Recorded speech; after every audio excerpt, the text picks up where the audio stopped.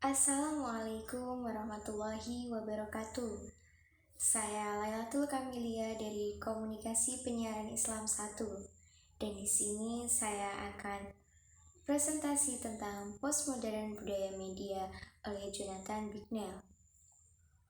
Buku ini cukup menarik dan saya merekomendasikan untuk teman-teman membacanya juga.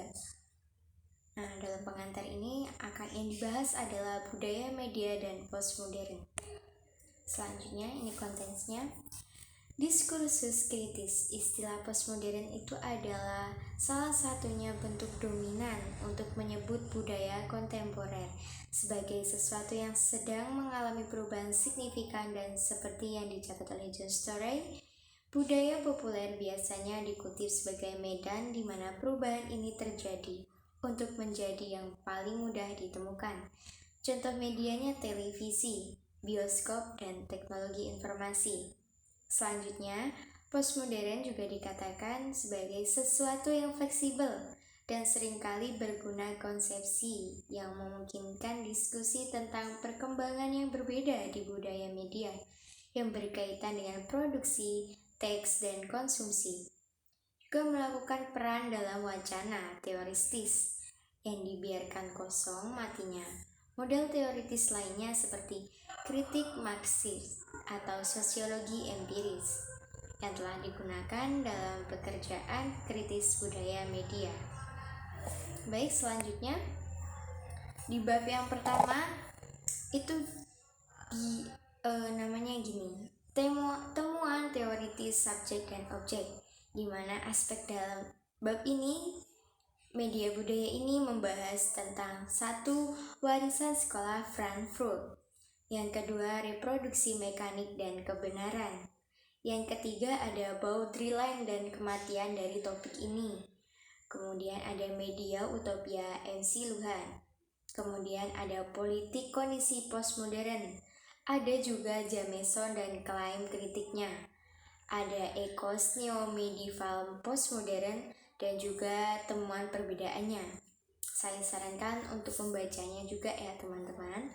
Baik, selanjutnya di bab ini ada berjudul Akhir Sejarah dan Film Narasi. Bab ini berpusat pada analisis film The Name of the Rose dan sebuah film yang dirilis 10 tahun kemudian, yaitu Seven pada tahun 1996, yang juga merupakan cerita detektif yang narasinya tergantung pada konsep teologis tentang dosa, hukuman, dan penilaian apokaliptik. Tujuan dari bab ini adalah untuk membaca dua film melawan argumen tentang akhir sejarah yang muncul di bentuk yang berbeda dalam teori budaya postmodern. Di bab selanjutnya kembali ke film-film ini dan juga membahas Dracula Bram Stoker pada tahun 1992 dalam kaitannya dengan masalah penilaian dengan referensi khusus untuk perbedaan antara satu sisi nilai budaya dan sastra yang tinggi dan budaya media populer di sisi yang lain. Selanjutnya di bab selanjutnya ada ini di akhir sejarah, begitulah judulnya. Rumusan postmodernitas sebagai kondisi di mana sejarah berhenti bergerak maju secara progresif, dengan konsekuensinya ketidakmungkinan perbaikan kondisi sosial dengan cara rasional, banyak dan beragam. Fredrik Jameson memahami postmodernitas sebagai sebuah zaman di mana representasi, bentuk, dan kode estetika dari masa lalu selalu dikerjakan ulang di masa sekarang. Sementara segala sesuatu di kehidupan sosial kita, dari nilai ekonomi hingga kekuasaan dan praktek negara hingga struktur jiwa itu sendiri dapat dikatakan telah menjadi budaya dalam beberapa arti asli dan masih belum dikoreksi. Ada juga berjudul Gender dan Apokalips. Nah, ini menunjukkan serangkaian perhatian umum dalam film-film ini dan dalam tulisan-tulisan teoritis tentang postmodern. Bab ini bertujuan untuk menunjukkan yang memperhatikan isu gender, baik dalam film maupun teoritis teks. Nah, mengungkapkan bahwa akhir sejarah diumumkan dalam postmodern teori dapat dipahami dan menjadi gejala persepsi tentang krisis identitas gender dan khususnya kecemasan tentang akhir tertentu konsepsi maskulinitas. Selanjutnya berjudul Tulisan Penilaian dan Sinema. Bab ini membahas masalah penilaian dan evaluasi dalam jangkauan indera yang berbeda. Tujuan utama bab ini adalah untuk mengeksplorasi postmodern intertekstualitas yang menantang pemisahan antara tinggi dan rendah budaya, juga antara pusat dan marginal. Lanjut bab tentang pendapat Friedberg, bahwa menonton film sebagai pengalaman berakar dalam waktu dan tempat tertentu. Tampilan semakin tidak menentukan hubungan penonton dengan film, sehingga meningkatkan signifikansi mobilitas temporal dan spasial sebagai ciri subjektivitas postmodern terkait dengan film, tetapi tidak eksklusif untuk itu. Kemudian ada ekskripsi refleksif.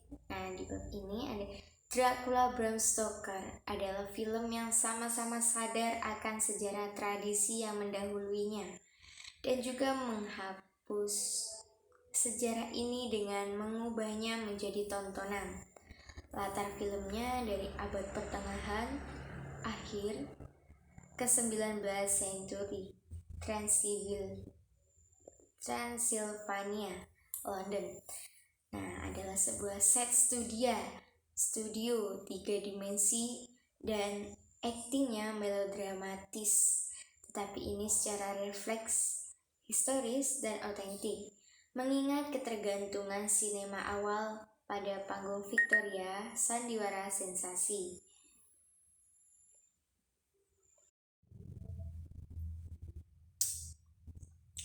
Selanjutnya ada budaya media anak sebagai budaya postmodern.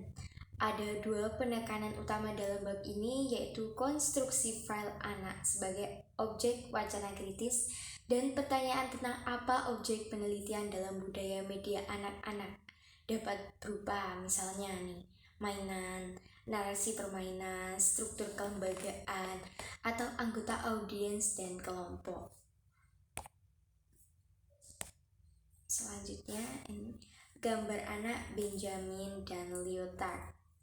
Benjamin menyiarkan serangkaian ceramah radio untuk anak-anak, Blue Aufklärung Kinder, sekitar 1929 sampai 1933. Sementara Lyotard III telah menerbitkan koleksi responden berjudul The Postmodern Explained to Children. Masing-masing penulis tertarik pada anak sebagai tokoh untuk subjek politik di modernitas dan juga sebagai objek wacana politik. Masing-masing dari mereka memposisikan masa kanak-kanak dalam kaitannya dengan gagasan proses, konstitusi subjek, dan hubungan antara subjek dan objek, peristiwa atau pengalaman. Selanjutnya, produksi mainan, produksi anak. Mainan adalah masa diproduksi dengan menggunakan tenaga kerja berupah rendah dan sebagian besar ditransfer ke Kowloon Canton Railway ke Hong Kong. Tujuan ekspornya pasar barat. Juga mengkonstruksi anak sebagai objek. Teori anak dalam budaya media kontemporer membalikkan pendekatan ini, memproduksi anak sebagai subjek. Ada juga bab tentang media berita dan postmodern. Teori-teori postmodern banyak menyerap acara dengan teknologi representasi dan cara di mana perwakilan teknologi kebencian telah diproduksi atau ditentukan sendiri. Fotografi postmodern dan bukti. Pembuktian dari gambar fotografis adalah salah satu yang utama dasar-dasar wacana berita. Dalam teori modernitas, sirkulasi dari objek gambar dan pemisahannya dari kekhususan sosial produksinya memberikan dasar kutipan foto sebagai objek media yang sesuai dengan masyarakat massa. Media artikulasi dari global ke lokal. Nah, di sini membahas masalah pengembangan bahasa kritis, membahas saling ketergantungan antara globalisasi media dan aktivitas halayak media sosial. Juga saling ketergantungan bagian dari wacana yang menentukan karakter postmodern media budaya, dan bahwa karakteristiknya sebagai postmodern juga menunjukkan hubungan dengan masalah referensialitas. Bab ini dimulai dengan menunjukkan caranya wacana sosiologis tentang modernitas menggunakan bukti global penyebaran teknologi media. Nah, selanjutnya ada modernitas dan globalisasi. Penyebaran pesawat televisi dan sistem distribusi televisi secara global muncul pada pandangan pertama untuk memberikan bukti teori-teori kontemporer budaya media yang menekankan homogenitas. Dari tengah arus televisi transnasional tahun 1980-an meningkat karena penggunaan teknologi distribusi termasuk kabel dan satelit dan globalisasi sistem distribusi televisi. Media berbasis komputer. Bab ini mengevaluasi klaim media berbasis komputer yang interaktif menawarkan jenis baru pemosisian subjek, pengalaman virtual, dan sosial peran untuk penggunanya.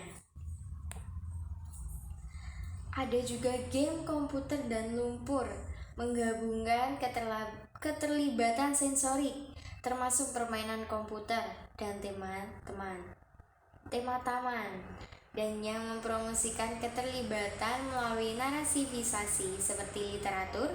Game komputer memiliki keterlibatan sensorik dan naratif, dan Buchman membandingkan pengaruh naratif dengan kemungkinannya yang dibuka oleh VR.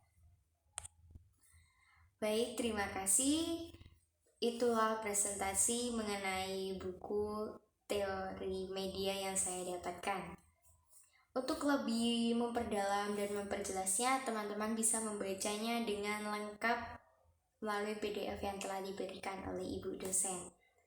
Bila ada kata salah maupun ketidaksengajaan saya yang tidak menyenangkan, mohon dimaafkan. Saya tunggu kritik dan sarannya, juga komentarnya. Terima kasih. Apabila ada pertanyaan, monggo langsung saja disebutkan nama juga nimnya. Terima kasih. Saya pamit undur diri. Assalamualaikum warahmatullahi wabarakatuh.